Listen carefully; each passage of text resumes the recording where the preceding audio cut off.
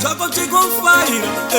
wakuona zvondifaira ndopakutanga kuda kundifaira kana ndisina mari kandidadira kachitinga kachindifairira ndakuchamisika konsvairira manje ndane bhegi aulume kana ndisina mari kandidadira kachitinga kachindifairira ndakuchamisika kondismailira manje ndane bhegi aulume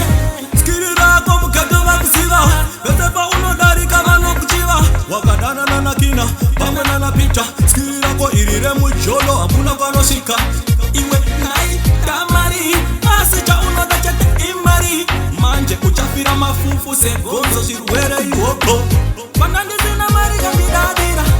kachitinga kachindifairira ndakuchamisika konsmailira manje ndane bhegi aulume kana ndisina mari kandidadira kachitinga kachindifairira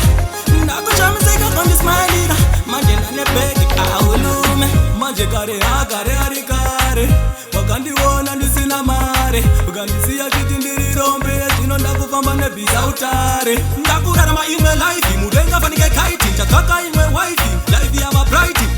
mugetoma ndogara yava paradise ndotsvaka kachimoko changu chiri right kana ndisina mari kandidadira kachitinga kachindifairira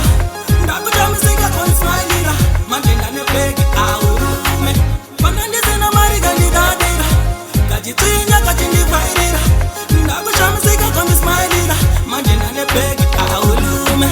skiri rako mugato vakuziva vese paunodarika vanokuchiva wakadanana nakina pamwe nanapita skiri rako iri remujolo hamuna kwanosvika iwe naita mari asi chaunoda chete imari manje uchafira mafufu segonzo zvirwere ihoko kana ndisina mari kandidadira kachitinga kachindifairira ndakuchamisika konsmailira manje ndane bhegi aulume kana ndisina mari kandidadira kachitinga kachindifairira